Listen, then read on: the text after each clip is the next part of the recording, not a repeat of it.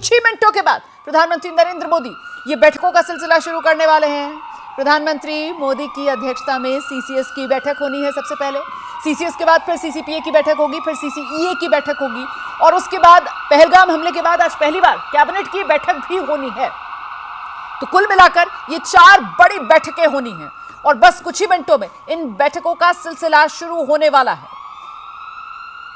पहलगाम हमले के बाद कैबिनेट की पहली बैठक जो आज होगी, प्रधानमंत्री मोदी की अध्यक्षता में कैबिनेट की यह बैठक होगी। प्रधानमंत्री आवास पर नेताओं के पहुंचने का सिलसिला शुरू हो गया है। रक्षा मंत्री राजनाथ सिंह, गृह मंत्री अमित शाह पहुंच गए हैं प्रधानमंत्री नरेंद्र मोदी के आवास पर। विदेश मंत्री एस जयशंकर, स्वास्थ्य मंत्री जेपी नड्डा भी प्रधानमंत्री नरेंद्र मोदी के आवास पर पहुंच चुके हैं। इस वक्त की बड़ी खबर मैं आपको बता रही हूं। आप जानते हैं अब से कुछ ही मिनटों में ये शुरुआत होने वाली है, बैठकों का सिलसिला शुरू होने जा रहा है और ऐसे में सीधे आपको लेकर चलेंगे। हमारे साथ हमारे सहयोगी अंकित गुप्ता इस वक्त मौजूद हैं। जरा अंकित से जानते हैं। अंकित, मंत्रियों के पहुंचने का सिलसिला शुरू हो गया है प्रधानमंत्री आवास पर?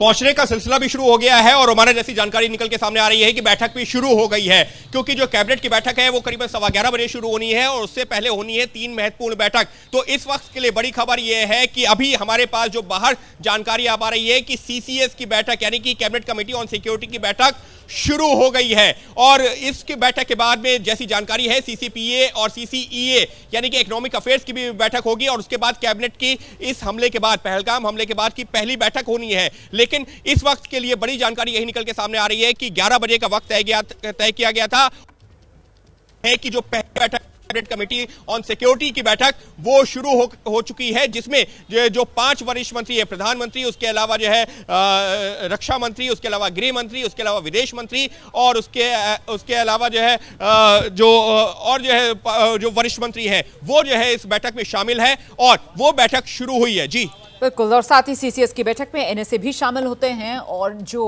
ब्यूरोक्रेट हैं वो शामिल होते हैं और साथ ही साथ तीनों सेनाओं के प्रमुख भी सीसीएस की बैठक में शामिल होते हैं। और मुझे लगता है सबसे महत्वपूर्ण यही सीसीएस की बैठक रहने वाली है। कल जिस तरीके से प्रधानमंत्री नरेंद्र मोदी ने मुलाकात की थी सेनाओं के प्रमुखों के साथ और साथ ही साथ रक्षा मंत्री मौजूद थे, एनएसए मौजूद थे, सीडीएस मौजूद थे, इसके बाद आज सबसे पहले यही सीसीएस की बैठक। कल प्रधानमंत्री नरेंद्र मोदी ने इस नोट पर अपनी बात खत्म की थी कि खुली छूट है सेना को, आप अपने तरीके से अपने टाइम पर खुद टारगेट तय करके सोच लीजिए क्या करना है। उसी को लेकर आज क्या एक प्लान कह सकते हैं पूरी तरीके से तैयार करके जो प्रधानमंत्री नरेंद्र मोदी के सामने सीसीएस की बैठक में रखा जाएगा और जिस पर हरी झंडी प्रधानमंत्री नरेंद्र मोदी से ली जाएगी, ये कहा जा सकता है कि अंकित गुप्ता?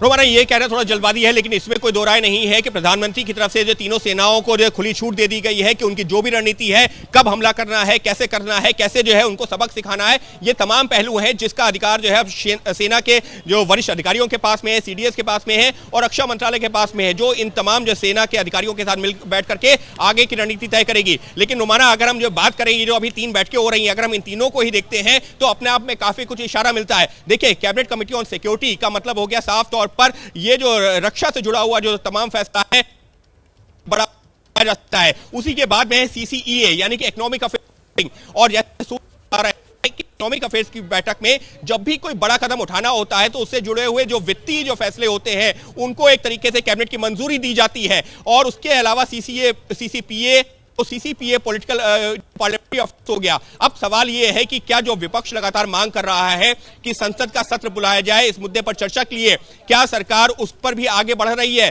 क्योंकि सीसीपीए की बैठक की जो जानकारी निकल के सामने आई है वो इशारा यही कर रही है, लेकिन आधिकारिक जानकारी इस बैठक के बाद में आधिकारिक तौर पर सामने आएगी। अभी तक जो शुरुआती जानकारी है, आप सही कह रहे हैं, सीसीपीए की बैठक बुलाने के पीछे कहीं ना कहीं संकेत यही मिल रहे हैं कि सर्वदलीय बैठक जिसको लेकर विपक्ष की तरफ से मांग की जा रही है उस दिशा में भी सरकार की तरफ से कदम बढ़ाया जा सकता है। तो